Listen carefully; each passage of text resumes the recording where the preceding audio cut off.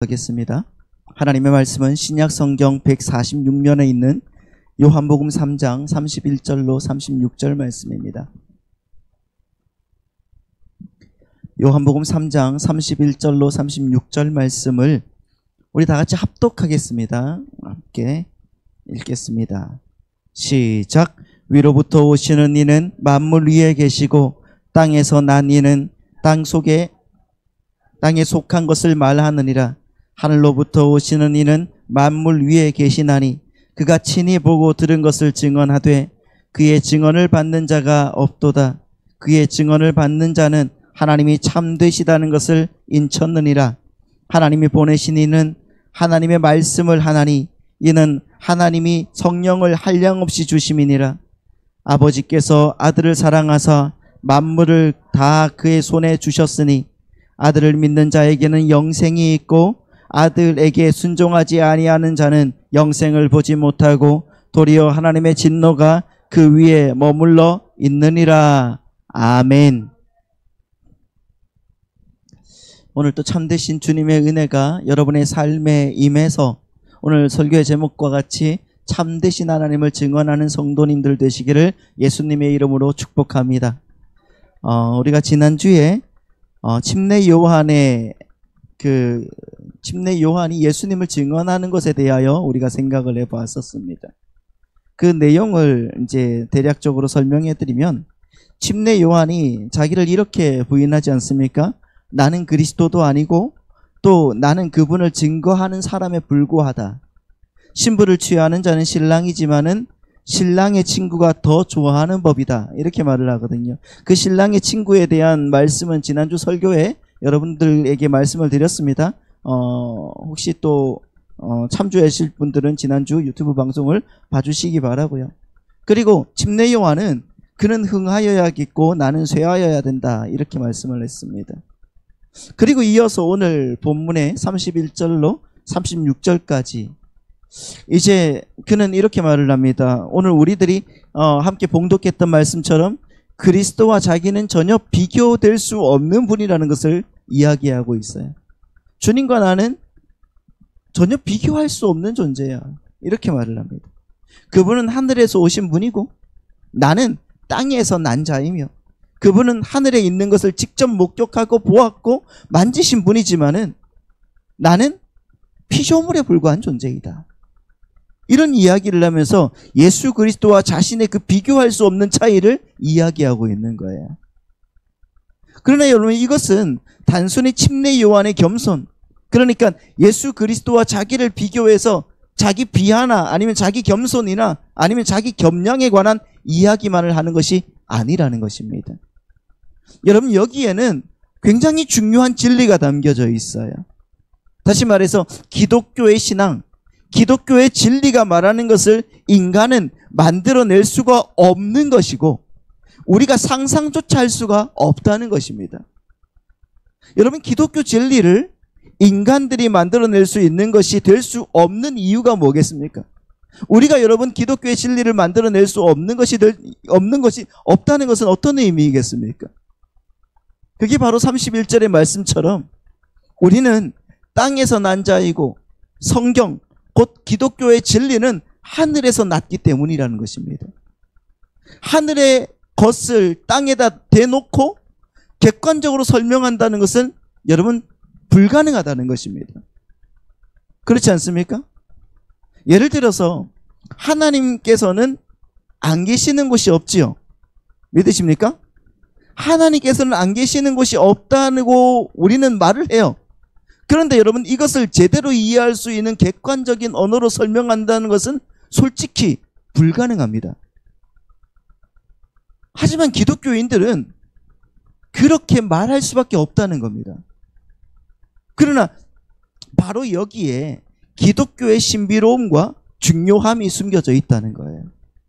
여러분 예수를 믿는 문제에 있어서 중요한 원리들을 가장 잘 설명하고 있는 책이 오늘 우리가 읽었던 요한복음이라는 거예요. 요한복음.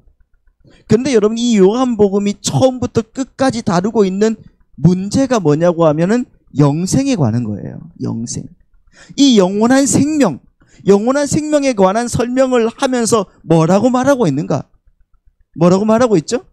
그것은 아무리 가르쳐도 너희는 알아듣지 못한다는 거예요.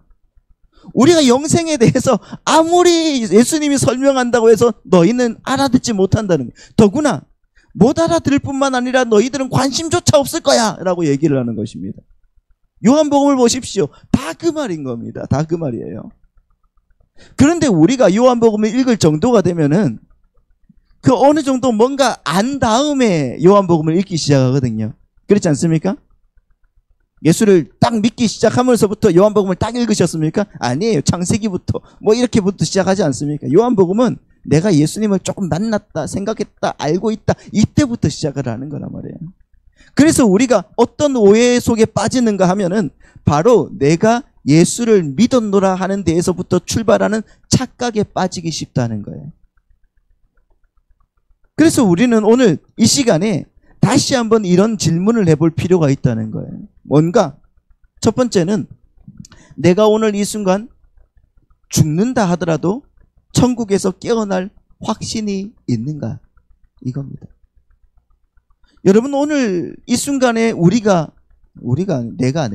내가 죽는다면 천국에서 깨어날 확신이 있으십니까? 그리고 만약 그 확신을 한다면은 두 번째로는 그 확신의 근거가 뭐냐는 거예요. 오늘 내가 천국에서 깨어날 확신이 있다면 그 확신의 근거가 뭡니까? 왜냐하면 그 근거는 여러 가지가 있을 수 있기 때문이에요. 어떤 사람은 자기가 구원을 받았다는 그 구원의 확신을 근거로 뭐라고 하냐면 나는 성경 말씀에 예수를 믿으면 멸망치 않고 영생을 얻는다는 분명한 하나님의 약속의 말씀을 믿고서 예수님을 믿습니다. 하나님은 시건치 않으시는 분이시기 때문에 나는 구원받은 것을 확신합니다. 그런다고요. 보십시오. 근데 여러분 이게 틀린 말입니까? 맞는 말이잖아요. 이것은 참 정말 여러분 훌륭한 확신의 근거가 아닙니까?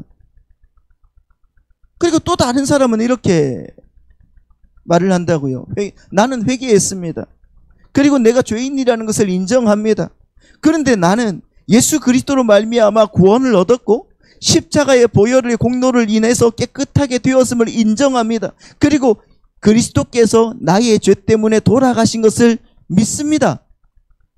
이렇게 고백했습니다. 이것도 정말 훌륭한 구원의 증거 아닙니까? 인정하지 못하시겠습니까? 더 좋은 신앙 고백이 있습니까?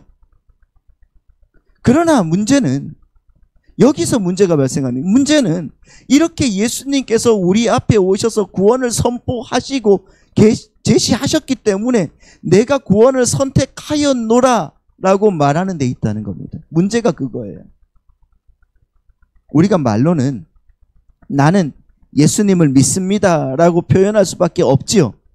하지만은 이것만은 분명히 알고서 믿는다고 해야 되는 거예요. 그게 뭔가? 나는 선택의 능력이 전혀 없었던 사람이었음을 인정해야 되는 것입니다. 우리는 주님을 선택할 수 있는 사람이 아닙니다. 주님께서 우리를 선택하셨습니다. 창세전에. 그리고 그 주님께서 우리의 마음과 우리의 생각을 주장하시고 예수를 믿는 자로 은혜 부어주셨다는 것입니다.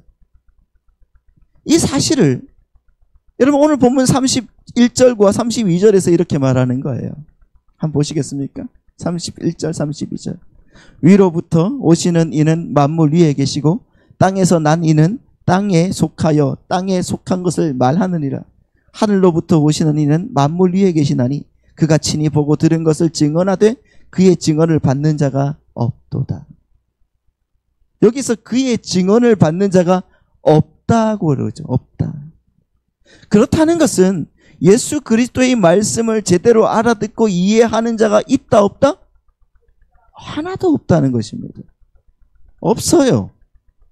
보십시오. 왜 하나님의 아들이신 예수님께서 직접 오셔서 하나님에 대해서 구원에 대해서 이렇게 증거하시는데 이것을 이해하고 받아들이지 못하는가? 왜 받아들이지 못할까요? 그 이유는 바로 의인은 없나니 하나도 없다라는 말씀을 그대로, 여러분 죄로 말미암아 이미 우리가 볼 수 있는 눈이 가리워졌기 때문에, 어두워져 있기 때문에 그렇다는 것입니다. 그래서 예수님께서 이 땅에 오신 것은 우리를 설득하기 위해서 오신 것이 아니라는 거예요. 예수님께서 이 땅에 오신 목적은 우리를 설득하기 위하여 오신 것이 아니라 우리를 대신하여 죄가 되어 죽으러 오신 것입니다.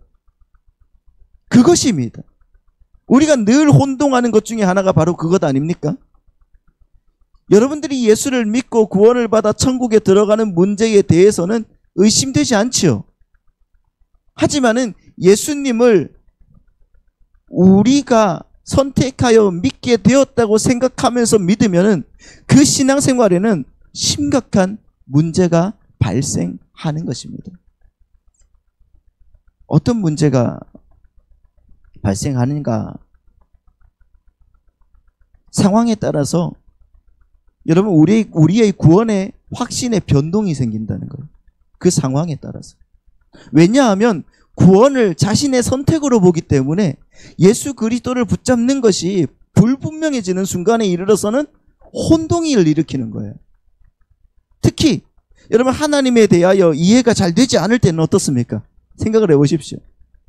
우리가 늘 하나님에 대해서 쭉 올바로 이렇게 쭉 갑니까? 아니잖아요. 왔다 갔다 왔다 갔다, 오늘은 다르고 내일은 다르고 그러지 않습니까? 여러분 정말 그렇지 않습니까? 그때 하나님을 붙잡고 있는 것이, 그것에 여러분 힘이 빠져나가게 되고 제대로 하나님을 붙잡고 있는지에 대해서 스스로 의심하지 않을 수 없어지는 겁니다. 그러니까 여러분 자연스럽게 확신에 대한 결함이 생기는 거예요. 이런 상황이 심심찮게 여러분 일어납니다. 그렇기 때문에 정말 피곤한 삶을 살지 않으면 안 되게 되는 거예요, 우리가. 이 같은 과오가 결국 인간이라는 존재 스스로는 도무지 하나님의 증거를 받아들일 수 없는 눈먼 자, 소경이라는 사실을 알지 못한 데서 기인하는 거란 말입니다. 우리가 하나님을 믿지만 하나님에 대해서 다 이해하고 있지는 않습니다. 그렇지 않습니까? 한번 예를 들어 볼까요?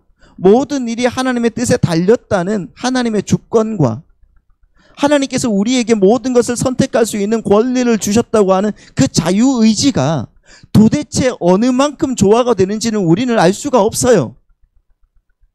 그렇지 않습니까? 그리고 우리에게 인내하시고 자비를 베푸시는 그 하나님께서 어느 경계선까지 인내와 자비를 베푸시는지 우리는 그 범위를 잘 모릅니다. 또한 이뿐만 아니라 공의와 심판을 베푸시는 그 하나님의 공의와 심판의 범위가 어느 정도인지 우리는 잘 모른다는 겁니다. 다 아십니까, 여러분? 그러면 우리는 벌써 천국에 가 있는 사람이겠죠. 그래서 여러분 시편에서 90편을 보면 모세가 이렇게 기도합니다. 보시가요? 시편 90편 11절 말씀 보시겠습니다. 시작. 누가 주의 노여움의 능력을 알며 누가 주의 진노의 두려움을 알리까? 모른다는 거죠. 누가 주의 노여움의 능력을 알며 누가 주의 진노의 두려움을 알겠습니까? 아무도 모르겠습니다. 하나님께서 얼마나 공의로우신 분이신지, 죄에 대해서 얼마나 민감하시고 화를 내시는 분이신지 우리는 그 분량을 잘 몰라요. 왜 그렇습니까? 그분의 한없으신 사랑과 긍휼이 범벅되어서 우리에게 이해가 되고 있기 때문이에요. 그래서 우리는 하나님께서 무엇은 참고 무엇은 용서하지 않으시는지에 대해서 분명한 기준선을 그어놓기가 굉장히 어렵습니다.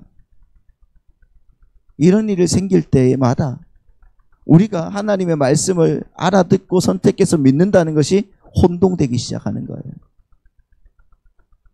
오늘 여러분 요한복음 1장에서부터 3장까지 한번 생각을 해보십시오. 오늘 마지막 절인데, 3장 마지막 절인데 이 3장까지 우리가 장장 5달 동안 생각을 해봤어요. 1장부터 3장까지만. 근데 한번 생각을 해보십시오. 이 1장에서 3장까지 예수님을 내가 알아보고 믿었다고 생각하는 자들에게 혼동을 가져다주는 말씀이 반복되어서 나타나고 있음을 우리는 알고 있어요. 알 수가 있어요. 자, 한번 보실까요? 요한복음 1장 10절에서 11절 말씀 보시죠. 뭐라고 하고 있습니까? 시작. 그가 세상에 계셨으며 세상은 그로 말미암아 지은 바 되었으되 세상이 그를 알지 못하였고 자기 땅에 오매 자기 백성이 영접하지 아니하였으나 그분이 세상에 계셨고 세상은 그로 말미암아 지은 바 되었으니 세상은 그를 알았다 몰랐다? 몰랐어요. 알지도 못해요. 자기 땅에 오매 자기 백성이 영접하지도 못해요. 그런데 보세요. 12절 말씀 보겠습니다. 시작. 영접하는 자 곧 그 이름을 믿는 자들에게는 하나님의 자녀가 되는 권세를 주셨으니 이렇게 말하고 있습니다. 그래서 예수님이 오셨을 때 유대인들은 예수님을 영접하지 않는 사람이 많았지만은 이제 나는 이 말씀대로 예수님을 영접하겠노라고 다짐하고 하나님의 자녀가 되었음을 기뻐하고 감격한단 말이에요. 이 말씀을 통해서. 다시 말해서 나의 이 현명한 선택에 대해서 안도의 그 감격이 흘러 넘치게 되잖아요. 그런데 이어서 13절 말씀은 또 어떻게 말하고 있어요? 시작. 이는 혈통으로나 육정으로나 사람의 뜻으로 나지 아니하고 오직 하나님께로부터 난 자들이다. 이렇게 하면서 우리 앞의 생각을 또 뒤집어 놓습니다. 그렇잖아요. 구원은 우리의 선택에 있지 않고 하나님의 선택에 있다는 거예요. 그리고 또 다시 3장으로 넘어와서 3장 16절에서 뭐라고 하고 있습니까? 시작. 하나님이 세상을 이처럼 사랑하사 독생자를 주셨으니 이는 그를 믿는 자마다 멸망하지 않고 영생을 얻게 하려 하심이라. 이렇게 이 말씀에서 구원의 선택이 나의 믿음으로 말미암는 그 결단인 것으로 다시 확인하고 자신의 믿음을 다시 가다듬는단 말이에요. 그러나 여러분 오늘 본문 요한복음 3장 33절의 말씀에 이르면은 또 뭐라고 하고 있습니까? 그의 증언을 받는 자는 뭐하는 자는? 받는 자는 그를 증언하는 자가 아니라 그의 증언을 받는 자라고 보고 있어요. 여기서 보시면은 인간이 하나님의 증거를 선택하는 것이 아니라는 것, 받는 자라는 거 말하고 있어요. 그의 증언을 받는 자는 하나님을 참되시다 하여 인쳐졌다. 즉 예수님을 믿습니다 라고 받아들이는 것을 통하여서 하나님께서는 인치시는 사역을 하신다는 거예요. 그러므로 여러분, 내가 예수님을 선택하는 것이 아니라 선택할 수밖에 없도록 우리의 어두운 영안을 밝히 열어주셔서 받아들일 수밖에 없도록 해주시고는 주님께서 우리가 우리의 마음과 입으로 믿습니다 이렇게 고백하는 것으로 인치셨다는 것입니다. 그러기에 구원은 100% 절대 완전한 은혜이고요, 100% 하나님의 자비인 것입니다. 여기에 우리 자신의 선택이나 의지의 결단이 전혀 가미되거나 기여될 수가 없다는 것을 여러분 기억하셔야 되는 겁니다. 우리는 그저 가만히 앉아서 구원을 당한 것입니다. 할렐루야. 여러분, 여기에서 여러분 왜 인상을 쓰십니다? 왜 가만히 앉아서 구원을 받았다고 하는데 무슨 소리 하는 거야 라고 생각하시면 큰일 나는 거예요. 여러분, 우리는 가만히 앉아서 구원을 받았습니다. 이런 의미에서 신앙인과 불신앙인의 차이점으로서 예수를 믿느냐 안 믿느냐를 따지는 것보다 더 중요한 게 뭐냐고 하면은, 더 깊은 시금석이 되는 것이 어떤 거냐고 하면은 하나님이 옳으냐 세상이 옳으냐 하는 싸움이라고 말할 수가 있는 거예요. 내가 예수를 믿는다는 이 신앙 고백만큼 아름다운 것도 없고 이것만큼 여러분 훌륭한 것도 없을 거예요. 이것은 여러분 우리에게 분명한 경험이고 자랑스러운 경험이고 어디에 꺼내놔도 부끄럽지 않는 하나님 앞에서 칭찬받을 신앙 고백입니다. 그러나 여러분, 하나님께서는 우리가 믿느냐 안 믿느냐의 그 결단의 싸움으로 우리가 남과 다르다는 것을 증명해 보이기를 원하지 않습니다. 왜냐하면 우리의 결단이라는 것은 하나님이 우리에게 보여주신 은혜로 인하여서 우리가 피할 수 없이 하나님의 모든 것을 받아들일 수밖에 없는 상황으로 들어가서 아무 저항 없이 일어나는 믿음의 결단이기 때문이에요. 그래서 그것을 나의 인간적인 결단이라기보다는 하나님의 기적적인 역사의 결과라고 보아야 정확한 거예요. 그렇기에 하나님께서는 우리가 결단에 집착하는 것보다 결단의 사건을 당한 후의 삶에 대하여서 더 큰 관심을 가지신다는 거예요. 따라서 하나님께서는 우리가 세상에서 어떻게 살아가기를 더 원하시는가 하는 것을 더 중요하게 보신다는 것입니다. 이래서 여러분, 믿음의 길이라는 것은 마음으로 하나님을 옳다고 보느냐, 세상이 더 옳다고 보느냐, 그런 싸움으로 갈리는 거예요. 이 싸움에서 모든 성도들이 하나님을 옳다고 인정하고 받아들이는 자가 되기를 원하시는 것입니다. 왜 하나님이 옳으시냐, 세상이 옳으냐의 싸움이 중요할까? 왜 중요할까요? 그것은 우리가 눈을 떠서 하나님을 보고서도 세상으로 갈 수가 있기 때문이라는 겁니다. 그런 사람들이 얼마나 많습니까? 그것은 세상을 선택했기 때문이 아니에요. 그 사람들이 하나님을 알고 하나님을 선택했지만 아직도 삶을 세상에 정해놓고 있기 때문에 그렇다는 거예요. 이래서 여러분, 우리는 면목 없는 그리스도인이 되는 것이고 부끄럽게 사는 신앙인이 되어지는 거란 말입니다. 여러분, 믿는 사람들이 일반적으로 하나님에 대하여서 오해하고 있는 것이 있는데, 그것이 바로 하나님에 대하여서 적 이해가 되지 않을 때에는 하나님을 온전히 믿을 수가 없다는 것입니다.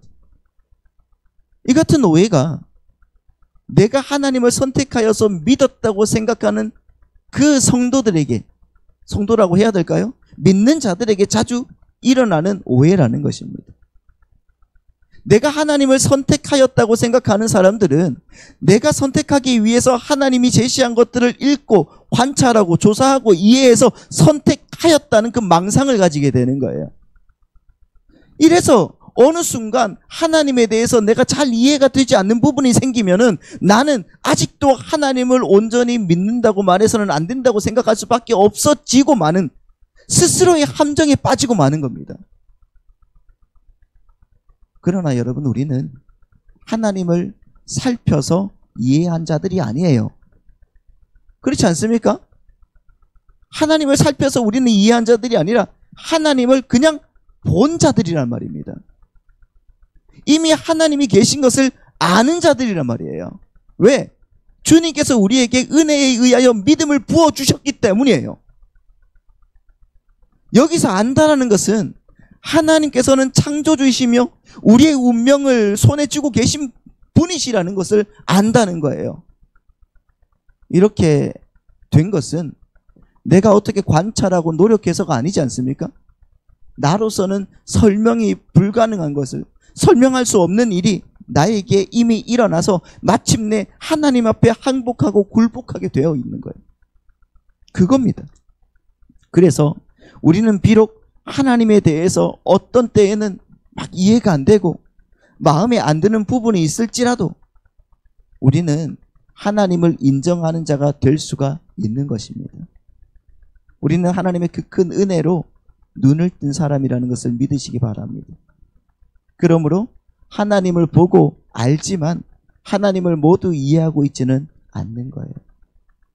하나님을 보고 붙잡기는 했지만 그분께서 먼저 우리를 붙잡아서 그분 앞에 앉히시고 어두워 못 보는 영안을 열어주셨다는 것입니다. 그래서 우리가 하나님의 자녀라는 사실을 가장 확실하게 확신할 수 있는 그 근거가 우리가 하나님을 보고 안다는 사실이라는 겁니다. 여러분, 하나님을 안다는 것이 어떤 것입니까? 하나님을 안다. 그것은 하나님이 계시며 그분이 옳다는 것과 참되시다는 것을 아는 겁니다. 우리는 그것만큼 분명하게 알아야 되는 거예요. 그런데 성경은 단 한 번도 하나님이 참되시고 옳으시다는 것에 대해서 설명하고 있지 않으시다는 거예요. 여러분 성경 말씀을 보셨습니까? 보셨는데 하나님은 단지 어떻게 설명하십니까? 그냥 선포만 하실 분이라는 거예요. 그렇죠? 하나님은 그냥 선포만 하십니다. 창세기 1장 1절 말씀을 보시죠. 뭐라고 선포하고 계십니까? 시작. 태초에 하나님이 천지를 창조하시니라. 아주 당당하게 하나님은 그냥 선포하십니다. 그렇죠? 왜 창조하셨는지에 대한 변명이나 설명이 성경에 없습니다. 있는 거 보셨습니까? 지난 몇천 년 동안 지나면서 과학자들이 가장 심하게 하나님을 모독하고 희롱하였던 것이 무엇입니까? 그것은 하나님이 천지를 만들었다고? 천만의 말씀, 모두가 다 저절로 생겨난 것이야. 바다가 어떻게 만들어졌는지 아니? 다른 지구의 원심력에 의해서 떨어져 나가서 그것이 떨어져 나간 자리가 바로 태평양이 된 거야. 이렇게 설명을 했단 말이에요.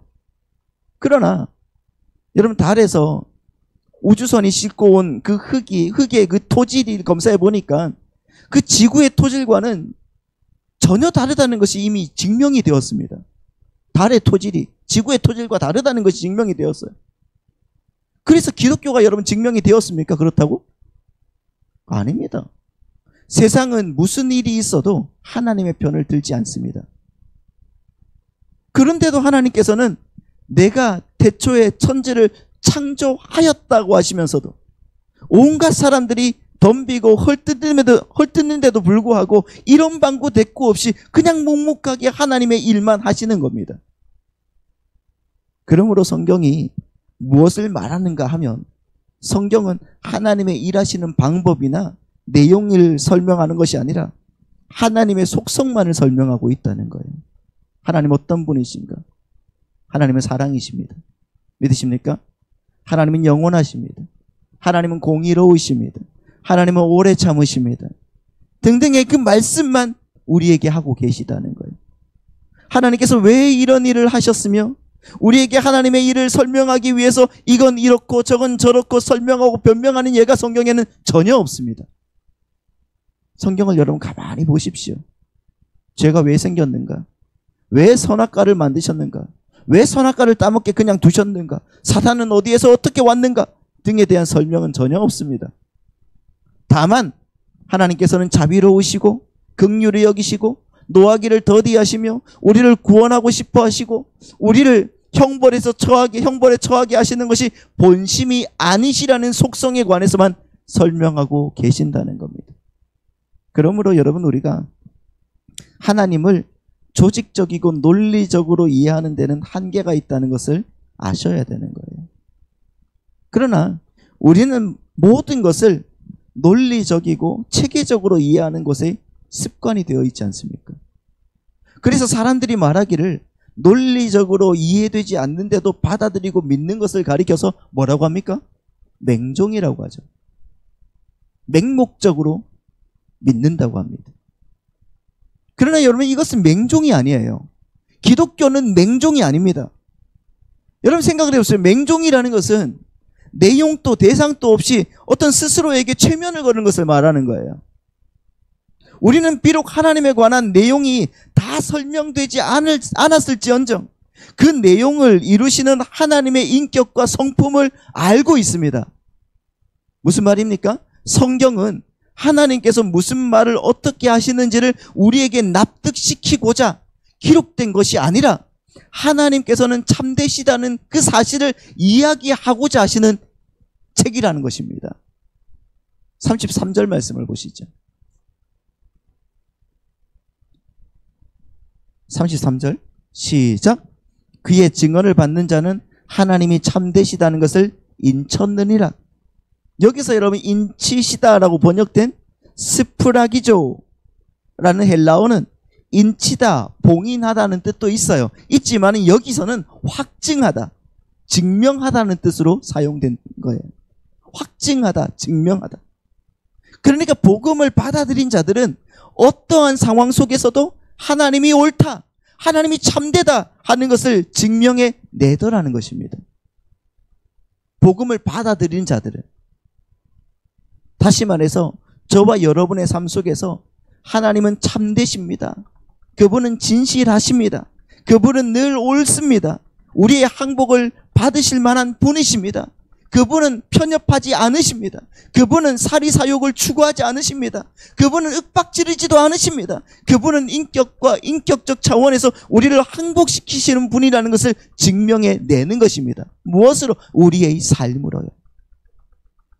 우리는 그분 앞에서 그분이 하신 일과 하실 일과 계획하는 모든 일에 대해서는 다는 알 수 없어요. 다는 알지 못하지만 그분의 말씀이라면 무엇이라도 하겠다는 기쁜 항복과 정말 순종으로 따를 수 있는 각오를 가진 자들인 것입니다. 왜요? 믿음이 부어졌기 때문에. 이것이 바로 하나님을 인정하는 것이고 하나님의 주권을 인정하는 것이고 이것이 바로 하나님은 참되신 분이시라는 것을 인정하는 거란 말입니다. 생각을 해보십시오. 내가 예수를 잘 믿었는데 우리 아들에게, 아니 우리 가족들에게 문제가 생겼어요. 내가 예수를 정말 잘 믿었는 것 같은데 내 사업이 점점 더 안 되고 있어요. 내가 예수를 정말 잘 믿었다고 생각했는데 나한테 불치병이 딱 찾아왔습니다. 그래도 하나님의 증거를 받아들인 자들은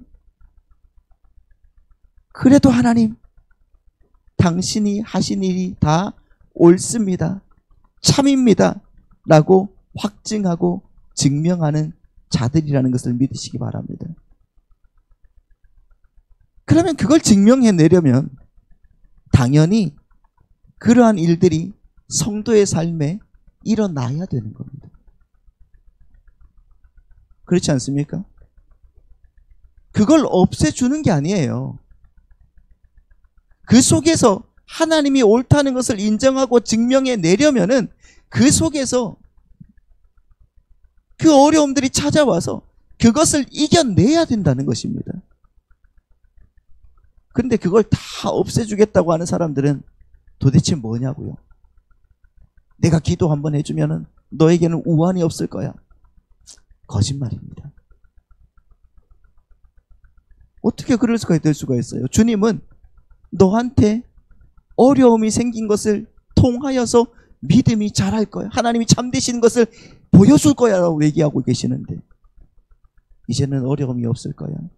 이제는 근심이 없을 거야. 그 거짓말에 속지 마시고 여러분 믿음으로 주님의 은혜를 찾아가시기를 부탁드립니다. 여러분 우리는 이 어려운 상황 속에서도 하나님, 저는 그래도 하나님을 사랑합니다 라고 고백하는 사람들이라는 것을 믿으시기 바랍니다. 왜요? 하나님의 주권을 우리는 인정하고 있거든요. 하나님, 이 고난이 나에게 꼭 필요한 것이기 때문에 주신 것 맞죠? 라고 하나님은 참되시다, 하나님은 늘 옳다라고 이야기하더라는 것입니다. 그렇듯 우리는 누구입니까? 하나님 되시는 그 인격적 차원에서 항복되어서 나그네 길을 걷는 자들이라는 거예요. 하나님께서 하시면 나는 항복하겠습니다. 이것은 신앙의 성장과 그 신앙을 위한 기초로서 가장 중요한 거란 말이에요. 여러분은 하나님께 얼마나 도취되고 항복하셨습니까? 네? 이것이 신앙의 그 성장과 성숙의 척도라는 거예요. 하나님께서 하시는 일의 그 방법과 능력, 이런 것들은 모두 2차적인 3차적인 문제인 거예요. 1차적으로 하나님 그분에게 매료되고 항복되시는 우리 성도님들 되시기를 바라고 축복합니다. 36절을 보시죠. 마지막으로요. 36절 보시면 이렇게 나오고 있습니다. 시작. 아들을 믿는 자에게는 영생이 있고 아들에게 순종하지 아니하는 자는 영생을 보지 못하고 도리어 하나님의 진노가 그 위에 머물러 있느니라. 여기서 보십시오. 아들을 믿는 자는 영생이 있고 아들에게 순종하지 아니하는 자는 영생을 보지 못하고 도리어 하나님의 진노가 그 위에 머물러 있다라고 말하고 있어요. 있었다라고 말하고 있고 말하지 않고 있을 것이라고 말하지 않아요. 이 모든 문장은 전부 다 현재형입니다. 지금 그렇게 예수를 믿고 예수를 영접하는 자들은 지금 이미 벌써 영생을 살고 있다라고 말하고 있는 거예요. 영생을 살고 계시는 분들입니다. 그러니까 여러분들은 지금 이 현재의 영생, 천국을 살아가시는 분이라는 것을 믿으시기 바랍니다. 그렇지 않은 사람은 지금 고통스럽습니다. 여러분, 하나님을 알지 못하는 자들은 지금 고통 속에서 살고 있는 거예요. 그들은 몰라서 그렇습니다. 고통인지도, 이게 고통인지, 이게 정말 행복한 것인지도 몰라요. 그래서 여러분들은 이 세상의 삶의 원리인 그 힘의 원리, 그것을 벗어 던져야 되는 것입니다. 다시 말하면은 요한이 뭐라고 하고 있습니까? 그는 흥하여야 하겠고 나는 쇠하여야 하리라. 우리는 바로 쇠하는 길로 가게 된 거예요. 그 고지 꼭대기로 막 올라가서 나의 이름을 막 높이고 하는 것이 아니라 고지 밑바닥으로 내려가시라고 말하고 있는 것입니다. 그래야지 나는 쇠하여지고 예수님이 흥하여지는 것 아니겠습니까? 그 예수 그리스도의 십자가, 그때서야 빛을 발하게 되는 것입니다. 그 예수 그리스도의 십자가는 이미 섰는데 그 십자가의 삶을 사는 자가 아무도 없으면 그 십자가의 빛이 발하는 것 아니겠습니까?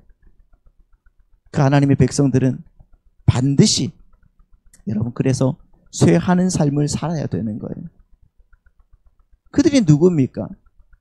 여러분 히브리서 보면은 히브리서 11장에 보면은 믿음의 조상들이 우리 믿음의 선배들이 쭉 나오지 않습니까? 누가 나와요? 아벨, 또 에녹, 노아, 아브라함, 사라, 이삭, 야곱, 요셉 등등 모세까지 막 그렇게 끝임없이 막 나와요. 그런 사람들이 아닙니까? 그리고 신약에 와서는 침례 요한, 사도 요한, 바울, 베드로 뭐 이런 같은 사람들이 우리의 삶이 여러분 그들의 삶이 점점 쇠하여지는 삶을 살았던 거예요. 그분들의 본을 받아서 여러분 우리도 점점 쇠하는 삶으로 가는 거예요. 왜요? 그래야지 예수님이 흥하니까요. 그러니까 여러분 이 원리를 잊지 마시기 바랍니다. 내가 쇠해야지 예수님이 흥해지는 거예요. 우리 교회가 부흥해야지 예수님이 막 이렇게 드러나지. 거짓말입니다. 부흥이라는 것은 주님과 나와 하나가 되는 거예요.